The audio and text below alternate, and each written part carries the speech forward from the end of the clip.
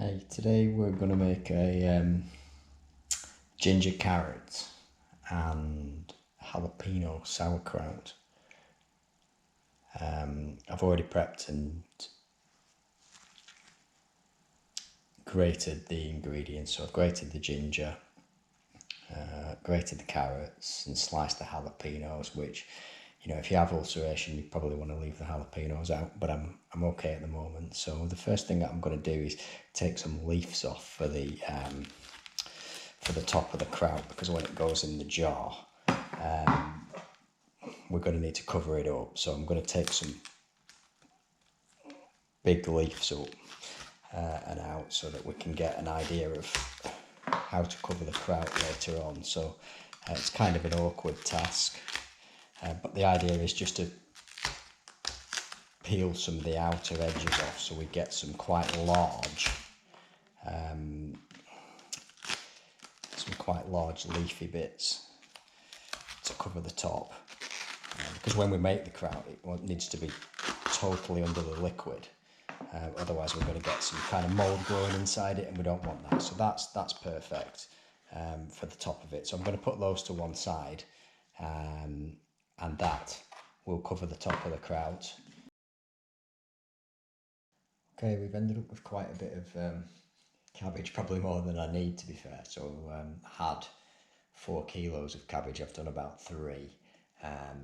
I've measured out some salt because that's what we're going to mix into the kraut to bring out the juices and to stop any yeast and mold growing on it while it's in its container. So there's about a tablespoon of salt to every kilogram we're going to make. So I've got between 3 and 4 there, and we'll see how it goes when I mix it together. This little bit of the job next is kind of a bit messy, so you need to make sure you've got some clean hands, because we don't want any of the bacteria from our hands on the cabbage as it's going in. And literally we're going to get the cabbage that we've cut, mix in a little bit of salt and then scrunch it quite hard together. The scrunching just breaks down the cabbage, so that the juices start to come out into the salt, and it's kind of a bit of a long, arduous task, but eventually you'll see that the juices start to come out of the cabbage, and you just rinse and repeat until you've done all of the cabbage, and it's then ready to go into the container.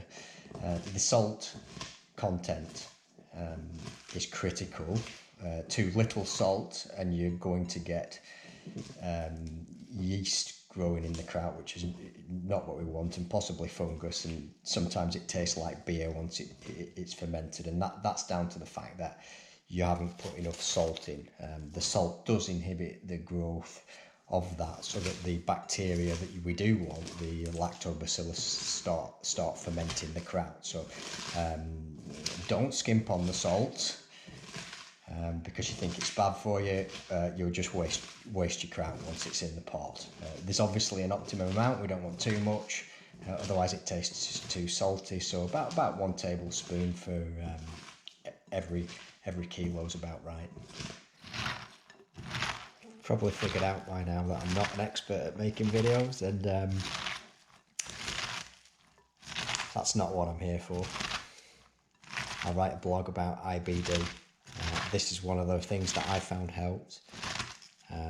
That is my sole purpose for making this video, to encourage people that have IBD to start trying different things. I had a lot of joy with sauerkraut, and quite a few other things which I'll end up making videos about. So if you feel that I'm not particularly good at making videos, that's fine. I want to get the message across, not make perfect videos. So yeah, I started making this particular sauerkraut because it's a little bit more technically designed than it looks. There's a reason why I'm putting carrot, ginger in it. Jalapenos are a personal preference. Certainly don't want to put those in if you've got lots of ulcers in your gut. I left mine out when I was in that stage, and the reasons are pretty obvious. I won't go into it while I'm making this. But the nutrients from ginger, carrot, and the probiotics that we're going to get from this, if you're serious about the way that you approach eating, is one of the foods that can help us. So you may be thinking, why bother with all this effort and make a sauerkraut? I can get better probiotics.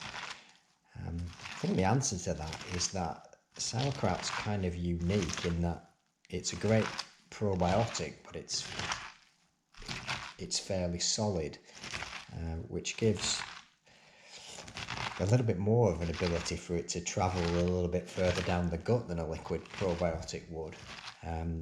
So whilst it may not have the numbers, it certainly has the capability of travelling further down, which for people with ulcerative colitis may be beneficial. Beyond that, it's just incredibly nutritious. It's full of vitamins if you mix it with carrot and ginger, and if you get the right kraut and leave it fermenting for quite a long time, it's actually as good as any other pickle out there, and I've started to really enjoy it. So but you can see it's a messy job. It's a long-winded job for the first time you make it. There's no quick way of doing it.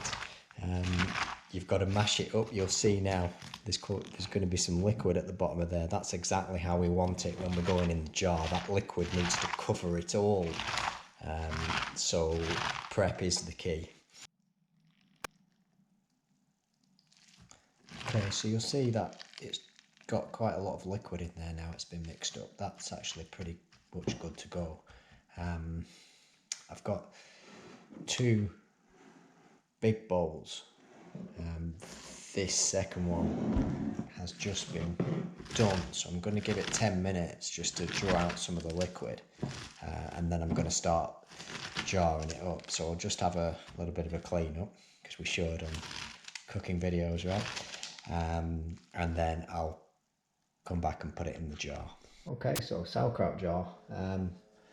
This particular one bought from Germany, mainly because I wanted to make quite a lot of kraut, but you can literally make sauerkraut in any jar that has a lid, and that'll keep it fairly dark. So I mean, you can make it in kiln jars, it does work, but you'd need to keep it in a dark cupboard ideally.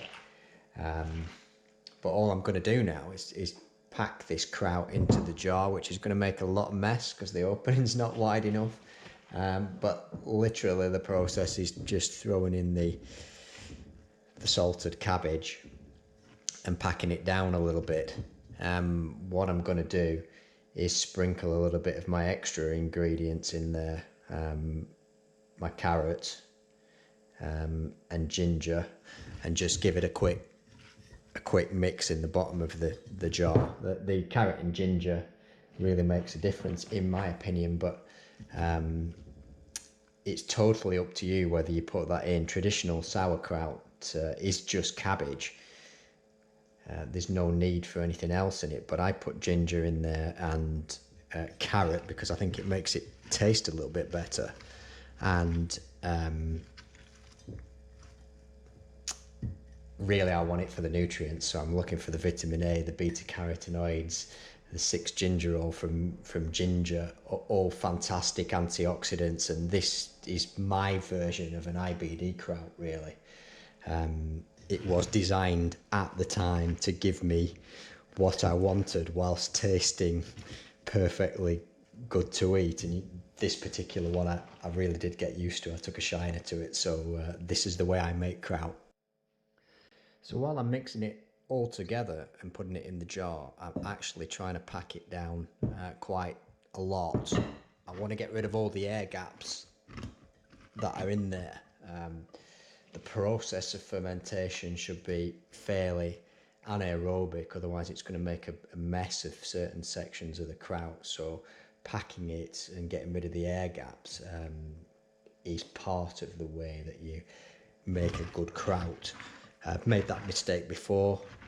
You end up with mouldy bits in between, particularly if you don't get the liquid top right, if we need to top it up with liquid. So I'm trying to mix it up, but once it's mixed, pack it down to get rid of those air bubbles, and hopefully in a few weeks we'll have a very tasty kraut.